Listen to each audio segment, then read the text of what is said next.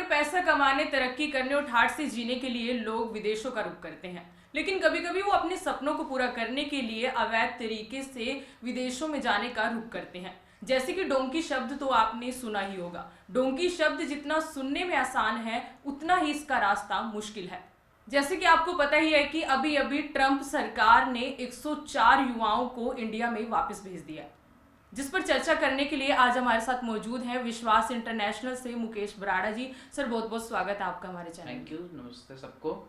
Sir, मेरा सबसे पहले आपसे यही सवाल है कि जो 104 युवा ट्रंप सरकार ने इंडिया में वापस भेजे, उसका सबसे बड़ा कारण क्या है? वो क्यों वापस आ गए इंडिया? सबसे बड़ा कारण ये है कि जैसा कि सबको पता है कि अभी अभी इलेक्शन होके हटे हैं, जिसमें ट्रंप गवर्नमेंट जीत के अपने आप को सामने लेके आई है। तो ट्रंप का जो चुनावी मुद्दा था वो यही था कि जितने भी इलीगल तरीके से लोग, ना सिर्फ इंडिया से, बांग्लादेश, पाकिस्तानी और अदर एशियन कंट्री से भी जो इलीगल ओवरस्टे लोगों को वहाँ पे रखा हुआ लोगों ने, पिछली सरकार जिनके खिलाफ कोई एक्शन नहीं ले रही थी, उनको निकालने का एक मुद्दा, एक चुनावी मुद्दा गरमाया था, जिसकी वजह से उनको काफ़ी वोटिंग भी हुई थी, लोकल लोगों ने काफ़ी सपोर्ट किया था, जिसके चलते ट्रंप ने ये एक्शन लिया। सर, जो भी ये लोग अवैध तरीके से बाहर जा रहे हैं, इनका सिर्फ एक ही मकसद है, पैसा कमाना। इनफैक्ट अगर मैं बात करूं तो बाहर जो भी कोई जाता है, चाहे वो लीगल तरीके से जाता, चाहे इलीगल तरीके से जाता, चाहे आप स्टूडेंट वीज़ा की बात करो, चाहे वर्क परमिट की बात करो, चाहे पीआर की बात करो, पैसा कमाना सबका मकसद है मैडम। लेकिन पैसा कमाने के लिए जो तरीका इख्तियार किया जाता है, जो लोग वीज़ा लेके ओवरस्टे करते हैं, वो भी इलीगल है। बट डोंकी के लिए जिन रास्तों को, जो कबूतरबाजी जो कहते हैं, जिसको हम लोकल लैंग्वेज में, वो बेसिकली क्या है, कबूतरबाजी और डोंकी वर्ड का मतलब क्या है कि वो लोग, वो एप्लीकेंट जो एजेंट के पास जाता है और स्टूडेंट वीज़ा या विजिटर वीज़ा लेने के लिए एलिजिबल नहीं है, उसको कोई भी एम्बेसी या गवर्नमेंट, अगर हम अमेरिका की बात कर रहे हैं तो अमेरिकन गवर्नमेंट, अगर अमेरिकन एम्बेसी जिन लोगों को वीज़ा नहीं देती, जो उनके लिए उनको लगता है कि ये लोग जाके वापस नहीं आएंगे, तो वो वहाँ से फिर किसी कबूतरबाज के लोगों के चक्करों में पड़ के, एजेंट्स के चक्करों में पड़ के बॉर्डर क्रॉस करके जाते हैं उन कंट्रीज़ का वीज़ा जहाँ पे आसानी से वीज़ा मिल जाता है, जो नॉर्थ अमेरिकन कंट्रीज़ हैं, जिसमें ग्वाटेमाला हो गया, मैक्सिको हो गया, और बहुत सारे ऐसे कंट्रीज़ हैं जो अमेरिका के बॉर्डर को टच करते हैं। उनका वीज़ा लेके पैदल, जंगल के रास्ते, पानी के रास्ते, किश्तियों में, तालाब में और समंदरों के रास्ते, लोगों को जंगल के रास्ते जिसमें जाने का खतरा भी रहता है और बहुत सारे लोग मर भी जाते हैं, तो वो लोग डोंकी के रास्ते जाते हैं, जिनको यहाँ से कोई भी एम्बेसी वीज़ा नहीं देती है। सर, ये जो लोग डोंकी के रास्तों से जाते हैं, कि वहाँ पर जाके करते क्या है? देखिए, फ़र्क क्या है कि अमेरिका एक ऐसा देश है पूरे वर्ल्ड में जो इलीगल लोगों को बहुत ज़्यादा तरीके से सख्ती से पेश नहीं आ रहा था।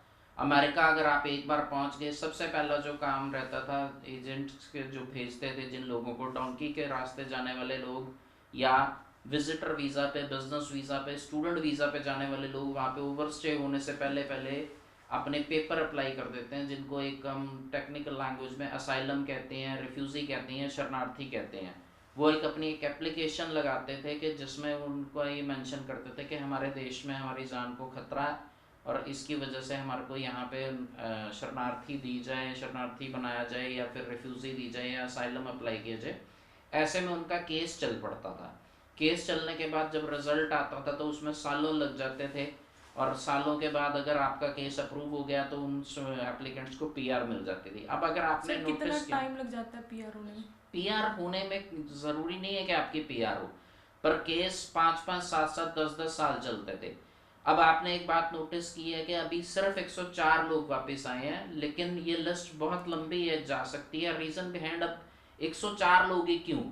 ये वो लोग हैं जो अभी या तो बॉर्डर पे थे, या कैंप्स में थे, या अभी बॉर्डर से एंट्री कर रहे थे। अगर आपने काफ़ी लोगों के वीडियोस देखे होंगे, उनके न्यूज़ चैनल्स ने इंटरव्यूज़ लिए हैं, काफ़ी वायरल हो रहे हैं। कोई नवंबर में गया, कोई दिसंबर में गया, कोई 3 महीने पहले गया, कोई 2 महीने पहले गया, कुछ कोई, ऐसे भी है सर जो अभी जनवरी हाँ में ही गए हैं। हाँ, मैक्सिमम ऐसे ही जी। है। अभी पुराने लोगों के लिए शायद खतरे की घंटी टल सकती है, जिन लोगों ने वहाँ पे ऑलरेडी रिफ्यूज़ी अप्लाई कर रखी है, जिनके केस अंडर प्रोसेस है। बट जो मौजूदा हालात हैं उससे ये नहीं लगता कि वो लोग भी बहुत देर तक वहाँ स्टे कर पाएंगे। गवर्नमेंट, क्योंकि देश उनका कानून उनका, सरकार उनकी है, मर्जी उनकी है। अगर वो कंट्री चाहे निकालने पे आए तो वो जिन लोगों के केस चल भी रहे हैं उनको भी वो बहुत ज़्यादा लंबा नहीं खींचने वाले। उनके नेगेटिव रिजल्ट दे के, उनके अगेंस्ट रिजल्ट दे के, उनके फेवर में ना देते हुए उनको भी बहुत जल्दी डिपोर्ट किया जा सकता है। सर ये कौन से लोग हैं जो अवैध तरीके से लोग बच्चों को अमेरिका तक पहुंचाते हैं? देखिए, यहाँ पे ना हमारी इंडस्ट्री में एक बहुत बड़ा मिथ है कि लोगों को डिफरेंस नहीं पता कि what is difference between consultant and कबूतरबाज। ये वो लोग हैं जिनको हम कबूतरबाज के नाम से जानते हैं, जिनके पास कोई डॉक्यूमेंटेशन करने का कोई जरिया नहीं होता, ना तो इनको कोई डॉक्यूमेंट चाहिए होते हैं। ये लोग इलीगल डॉक्यूमेंट तैयार करके, 2 नंबर के फर्जी दस्तावेज तैयार करके लोगों को इलीगल तरीके से वीज़ा लेके देते हैं। कोई पहले मैक्सिको से ये काम चलाते थे, फिर ये ग्वाटेमाला से चलने लगा, फिर ये उसके साथ लगते कंट्रीज से चलने लगा। तो जहाँ पे वीज़ा ऑन अराइवल हो या वीज़ा आसानी से लग जाता हो, डॉक्यूमेंटेशन बहुत ज़्यादा ना हो, ये छोटे मोटे एजेंट जिनको हम झोला छाप एजेंट कह देते हैं, लोग उनको 40-40, 45-45 लाख रुपए दे के भी वहाँ पे गए हैं। ठीक है, तो सबसे बड़ी प्रॉब्लम ये है कि आज भी वो बच्चे भी जो स्टूडेंट वीज़ा पे भी हम जैसे लोगों से के थ्रू जाते हैं, वो भी जाके वहाँ ओवर स्टे करते हैं, वो भी जाके वहाँ पे वर्क वीज़ा में तब्दील नहीं करते, अपना यूनिवर्सिटी को चेंज करके अपनी नई I-20 नहीं लेते हैं, सर्विस ID चेंज नहीं करवाते हैं। अगर स्टूडेंट को यहाँ से हम वीज़ा दिलवाते हैं, उसको लगता है कि वो अपने वहाँ पे एक्सपेंसेस बियर नहीं कर पा रहा, तो उसके पास अदर ऑप्शंस रहते हैं कि वो सस्ते कॉलेज में या सस्ती यूनिवर्सिटी में छोटे प्रोग्राम स्टूडेंट्स में वहाँ पे जाके स्टडी छोड़ देते हैं, तो बेसिकली illegal पर्पस हो वही जाएगा। आपके सवाल का जवाब मैंने अभी दिया ना कि पर्पस सबका पैसा कमाना ही है। जी दिस इज द रीजन के हरियाणा और पंजाब के स्टूडेंट्स के लिए और विजिटर्स वीजा के लिए वो लोग जो जेन्युइन भी हैं उनको भी हर कंट्रीज ने वीजा देने से लगभग मना कर दिया। सर, आप उन स्टूडेंट्स को क्या मैसेज देना चाहोगे जो विदेशों में जाके पैसा कमाना चाहते हैं, लेकिन वो किस तरीके से जा सकते हैं? देखिए, कौन सा safe? मैं सबको ये मैसेज कन्वे करना चाहूँगा, आप लोगों की टीम के और आपके बिहाफ पे, आपके चैनल के बिहाफ पे और अपने चैनल के बिहाफ पे, कि वीज़ा लेके जाकर पढ़ना और पढ़ाई के साथ साथ और पढ़ाई के बाद काम करना कोई बुरा काम नहीं है, कोई गलत काम नहीं है। बट यहाँ पे मैं उन पेरेंट्स को ज़रूर अलर्ट करना चाहूँगा कि आप अपने बच्चे को पढ़ाई के तौर पे भेजिए, तभी भेजिए अगर आपके पास 3 से 4 साल की डिग्री का पैसा उसके आपकी पॉकेट में है, आपकी फाइनेंशियल पोजीशन अलाउ करती है, तो आप अपने बच्चे को भेजिए। बेसिकली होता क्या है कि यहाँ से 15-20 लाख रुपया बच्चा लगा के 1 साल की फीस भर के चला जाता है। जाने के बाद उसके बाद पेरेंट्स का प्रेशर आता है कि तूने पैसे लेके गया था, यहाँ से वापस भेज, और उधर से उसकी सेकंड सेमेस्टर की या थर्ड सेमेस्टर की फीस की पेमेंट आ जाती है।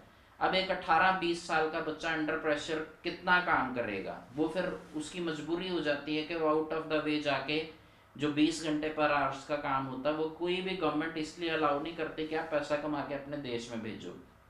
उनका पर्पज़ है कि वो आपके बच्चे को एक्सप्लोर करने के लिए बेनिफिशियल होता है और उसकी लिविंग कॉस्ट में हेल्प करने के लिए बेनिफिट देता है। जबकि हमारे यहाँ पे इन सिस्टम का नाजायज़ फ़ायदा उठाते हैं हमारे बच्चे, और पेरेंट्स की वजह से कि पेरेंट्स का प्रेशर होता तो वो 20 घंटे, तो वो वीक में क्या, वो 15 घंटे एक दिन में भी काम करता बच्चा, तो फिर वो पढ़ाई के साथ बैलेंस नहीं मैच कर सकता।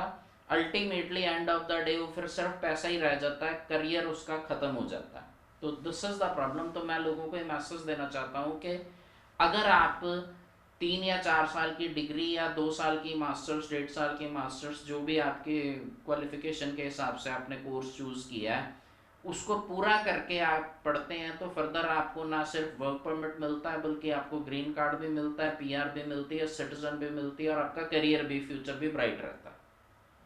सर, बहुत बहुत धन्यवाद आपका। तो ये थे हमारे साथ मुकेश बराड़ा जी, जिन्होंने आपको बताया कि आप कैसे USA जा सकते हैं सेफ रूट से, डोंकी में ना जाकर, और पैसा भी कमा सकते हैं, स्टडी भी कर सकते हैं, PR भी हो सकते हैं। तो ऐसे बहुत से इंटरव्यू के लिए आप बने रहिए हमारे साथ।